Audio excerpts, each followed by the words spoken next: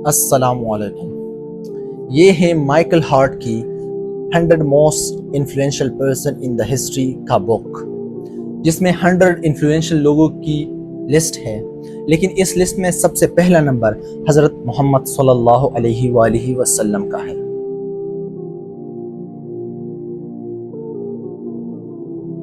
Michael Hart نے اس بک میں ایسے لوگوں کا ذکر کیا ہوا ہے جو کہ پاسٹ میں انفلوئنشل تھے، پریزنٹ میں انفلوئنشل ہے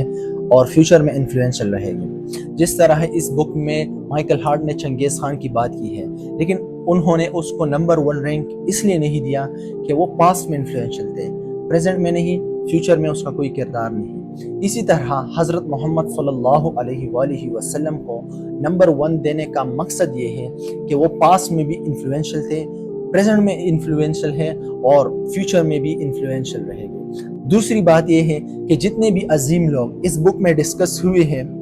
وہ سیولائزڈ کلچر سے ہے، یعنی نیوٹن انگلینڈ میں پیدا ہوا، آئنسٹائن جرمنی، اور ان کی پہلے سے بہت ہی بہترین فائنینشل سٹیٹس ہوتی تھی۔ حضرت محمد صلی اللہ علیہ وآلہ وسلم عربین پیننسولا کے ایک دقیانوس چھوٹے سے شہر مکہ میں پیدا ہوئے۔ مکہ عرب پیننسولا کا ایک ایسا شہر تھا جو کہ کلچر اور سیولائزیشن سے بہت دور تھا، علم کی بہت کمی تھی۔ روایات میں آتے ہیں کہ پورے عرب پیننسولا میں 13 ہی پڑھے لکھے لوگ تھے جب وحی نازل ہوتی تھی ان کو لکھنے کے لیے۔ ایک ایسے شہر سے اٹھ کھڑا ہونا جو کہ نہ کہ علم، نہ تہذیب، نہ کلچر، نہ تجارت کی گڑھ ہو، اور پھر دنیا میں ایک ایسا انقلاب لانا کہ دنیا بدل کر رکھ دی جائے، اور اس کے بعد ایک ایسی سلطنت کے لیے راہ ہموار کرنا، جدوجہد کرنا جس کی حدود انڈیا سے لے کر فرانس تک، اٹلانٹک اوشن تک پھیلے ہوئے ہوں، اور وہ سلطنت آج تک برقرار ہے۔ اگر ملک مختلف ہیں لیکن اس جگہ پر مسلمانوں ہی کا راج ہے۔ اس لیے حضرت محمد صلی اللہ علیہ وآلہ وسلم کو دنیا کا سب سے انفلوئنشل اور موسٹ سکسیسفل لیڈر کہا جاتا ہے۔ آتھر نے اس بک میں ایک اور بھی بہت بڑی بات کی ہوئی ہے، اور وہ یہ ہے کہ ایک یتیم شخص پیدا ہونا، پھر اپنی پرورش کرنا، پھر جب 25 سال تک پہنچ جانا اور حضرت خدیجہ رضی اللہ تعالیٰ عنہ نے ان سے شادی کی، اس کے بعد حضرت محمد صلی اللہ علیہ وآلہ وسلم کے معاشی حالات تھوڑے بہتر ہوئے۔ 40 سال کے عمر میں حضرت محمد صلی اللہ علیہ وآلہ وسلم پر وحی نازل ہوئی۔ وحی کے نزول کے بعد آتھر نے یہ بات بھی کی ہے کہ ایک ایسے معاشرے میں پیدا ہونا جہاں پر لوگ کئی خداؤں کو پوجتے تھے۔ عرب کا جو معاشرہ تھا وہ مشرک تھا، کفر کرتے تھے، کئی خداؤں کو پوجتے تھے، یعنی وہ عیسائیوں اور یہودوں جیسے نہیں تھے جو کہ ایک خدا پر یقین رکھتے تھے، کئی خداؤں پر یقین رکھتے تھے۔ اور ایسے معاشرے میں پرورش پانے کے بعد، وحی نازل ہونے کے بعد ایک خدا پر یقین رکھنا، ایک خدا پر ایمان رکھنا، یہ ایک بہت بڑی بات ہے جو کہ آتھر نے اس بات میں منشن کی ہوئی ہے۔ وحی کے نزول کے بعد حضرت محمد صلی اللہ علیہ وآلہ وسلم نے دین کا پیغام 3 سال تک صرف اپنے قریبی دوستوں اور رشتہ داروں تک محدود رکھا۔ اس کے بعد حضرت محمد صلی اللہ علیہ وآلہ وسلم نے 613 عیسوی میں اپنا پیغام پبلک میں لا دیا، جس کی وجہ سے بہت سارے لوگ مسلمان ہونے لگے اور کفار ان کے خلاف ہونے لگے۔ اس کی وجہ سے حضرت محمد صلی اللہ علیہ وآلہ وسلم نے تقریباً 9 سال بعد 622 میں ہجرت کی مدینہ تک۔ ہجرت کے بعد بہت سارے جنگیں ہوتی رہی۔ آتھر نے یہ بھی ڈسکس کیا کہ کس طرح ان جنگوں میں حضرت محمد صلی اللہ علیہ وآلہ وسلم غیر یقینی طور پر فتیاب ہوتے رہے۔ کم تعداد اور وسائل کے باوجود حضرت محمد صلی اللہ علیہ وآلہ وسلم کی اسٹریٹجی اور ایمان کی طاقت نے ان کو فتیاب کیا۔ 630 عیسوی میں ان جنگوں کا اختتام ہوا، یعنی حضرت محمد صلی اللہ علیہ وآلہ وسلم نے مکہ کو فتح کر دیا۔ اس کے بعد تقریباً 2-3 سال اسلام عرب کے مختلف قبائلوں میں پھیلنے لگا، اور حضرت محمد صلی اللہ علیہ وآلہ وسلم کی وفات 632 عیسوی میں ہو گئی۔ آتھر نے جس وجہ سے حضرت محمد صلی اللہ علیہ وآلہ وسلم کو نمبر 1 رینک دیا ہوا ہے، آتھر کے مطابق اس کی وجہ حضرت محمد صلی اللہ علیہ وآلہ وسلم کی وصال کے بعد آتا ہے کہ حضرت محمد صلی اللہ علیہ وآلہ وسلم موجود بھی نہیں، اور ان کی انفلوئنس اتنی زیادہ ہے کہ مسلمان اور عرب قبائلوں کو 2 مختلف سپر پاوروں سے لڑنے دیتی ہے، دنیا میں اپنی سلطنت پھیلنے دیتی ہے۔ عرب میں موجود جنگجو قبائل، غیر زرخیز زمین اور کم وسائل کے باوجود یعنی جو قبیلے ہر وقت لڑتے جھگڑتے تھے ان کو متحد کرنا، ان کو اکٹھا کرنا، ان کو ایک فورم پر لانا اور ان کو ایک ریاست کے اندر ضم کرنا، ایک ریاست بنانا، ایک طاقت بنانا، ان کو ایک سوچ دینا، ایک بہت بڑی انفلوئنشل کام ہے، ایک بہت بڑے انفلوئنشل شخصیت کا کام ہے، جو کہ نمبر 1 پوزیشن پر ہے آتھر کے مطابق۔ حضرت محمد صلی اللہ علیہ وآلہ وسلم نے سائیکولوجیکل اور ریلیجیس بیس رکھ دی۔ اب ریئل ایڈونچر حضرت محمد صلی اللہ علیہ وآلہ وسلم کی وفات کے بعد شروع ہوا آتھر کے مطابق، یعنی جب تمام عرب قبائل متحد ہوئے اور ایک ایسے دو سلطنتوں کے خلاف انہوں نے جدوجہد شروع کی، یعنی بازنٹائن امپائر اور ساسانی سلطنت، جو کہ 1000 سال سے ایک دوسرے سے لڑتے جھگڑتے تھے، لیکن کسی نے بھی ایک دوسرے کو ختم نہیں کیا، لیکن مسلمانوں نے ساسانی سلطنت کو مکمل طور پر ختم کر دیا اور بازنطینی سلطنت کو اتنا کمزور کر دیا کہ چھوٹے سے قبیلوں سے بھی وہ نہیں لڑ پاتی تھی۔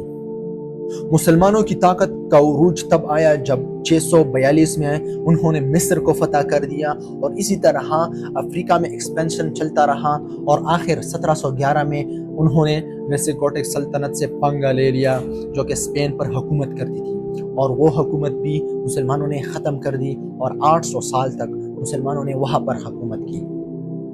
اور ایسا لگ رہا تھا کہ مسلمان چند سالوں میں پورے یورپ کو فتح کر لیں گے، لیکن فرانس میں شکست کے بعد یہ ایڈونچر اپنے اختتام پر پہنچ گیا۔ آتھر نے حضرت محمد صلی اللہ علیہ وآلہ وسلم کو اس لیے پہلا پوزیشن نہیں دیا کہ بہت سارے لوگ مسلمان ہیں، علاقے فتح کیے، بلکہ حضرت محمد صلی اللہ علیہ وآلہ وسلم کے انفلوئنس کی وجہ سے ان کو پہلا پوزیشن دیا۔ یعنی اگر آپ پاکستان کی آزادی کی بات کریں تو اگر قائد اعظم نہ بھی ہوتا تو یہ ممکن تھا کہ مسلمان آزادی حاصل کر لیتے، لیکن آتھر نے پہلا پوزیشن حضرت محمد صلی اللہ علیہ وآلہ وسلم کو اس لیے دیا ہوا ہے، حضرت محمد صلی اللہ علیہ وآلہ وسلم کے غیر موجودگی سے عرب یہ فتوحات اور یہ کامیابیاں حاصل نہیں کر سکتے تھے۔ یعنی انہوں نے ایک ایسے قوم کو جگایا جو کہ مردہ ضمیر تھے، ایک دوسرے کے ساتھ لڑتے جھگڑتے تھے، نہ ان لوگوں کو تجارت کی پتہ تھی، نہ ان لوگوں کو سیاست، نہ علم و فنون کی پتہ تھی۔ حضرت محمد صلی اللہ علیہ وآلہ وسلم نے ان لوگوں کو انفلوئنس کیا، جس کی وجہ سے یہ سلطنت بڑھتی رہی اور یہ طاقت اور اختیار بڑھتا رہا۔ یہاں پر ہمیں ہٹلر کی بہت بڑی اگزامپل ملتی ہے کہ ہٹلر اپنے ملک میں بہت ہی انفلوئنشل شخصیت تھا اپنے زمانے میں، لیکن حضرت محمد صلی اللہ علیہ وآلہ وسلم اپنے زمانے میں بھی انفلوئنشل شخصیت تھے، اب بھی انفلوئنشل شخصیت ہے، بعد میں بھی رہیں گے، اور جو 1400 سال گزر گئے ان میں بھی سب سے انفلوئنشل شخصیتوں میں شامل تھے۔ آتھر کے مطابق ہم یہ تو نہیں کہہ سکتے کہ حضرت عیسیٰ علیہ السلام اور حضرت محمد صلی اللہ علیہ وآلہ وسلم میں کون زیادہ مرتبے والا ہے، بلکہ یہ ضرور کہہ سکتے ہیں کہ حضرت محمد صلی اللہ علیہ وآلہ وسلم کا انفلوئنس حضرت عیسیٰ علیہ السلام سے زیادہ ہے۔ ہم اس لیے کہہ سکتے ہیں کہ کرسچینٹی کے جتنے بھی تعلیمات ہیں ان کو ترتیب دینے میں سینٹ پال کا بہت بڑا کام ہے، لیکن اسلام کے جتنے بھی تعلیمات ہیں ان کو حضرت محمد صلی اللہ علیہ وآلہ وسلم نے خود ترتیب دیا ہوئے، اور قرآن جو کہ اللہ تعالیٰ کا بھیجا ہوا کلام ہے، حضرت محمد صلی اللہ علیہ وآلہ وسلم نے خود لوگوں کو بیان کیا، ان کو ترتیب دی اور لکھنے کا حکم دیا، جو کہ بعد میں حضرت عمر فاروق رضی اللہ تعالیٰ عنہ اور حضرت عثمان رضی اللہ تعالیٰ عنہ نے ان کو کتابی شکل دی۔ تو قرآنی تعلیمات اور حدیث کی وجہ سے حضرت محمد صلی اللہ علیہ وآلہ وسلم کا انفلوئنس ہے وہ برقرار ہے، حالانکہ حضرت عیسیٰ علیہ السلام کا جو انفلوئنس ہے وہ کرسچینٹی کی جو علماء ہیں ان پر انحصار کرتی ہے۔ آتھر کے مطابق مسلمانوں کے اندر جو اتحاد اور اتفاق ہے، اس طرح اتفاق اور اتحاد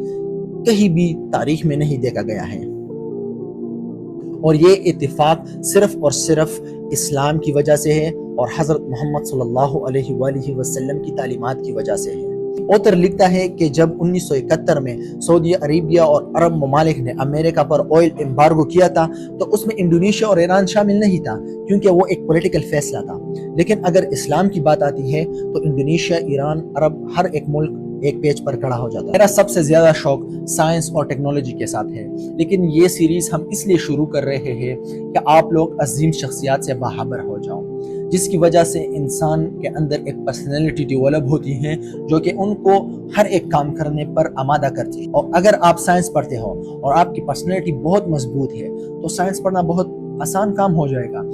اس لیے ان 100 لوگوں کو ہم آپ کو بیان کریں گے تاکہ آپ کی پرسنالٹی ڈیولپ ہو۔ اس چینل کو لائک اور سبسکرائب ضرور کریں۔ شکریہ۔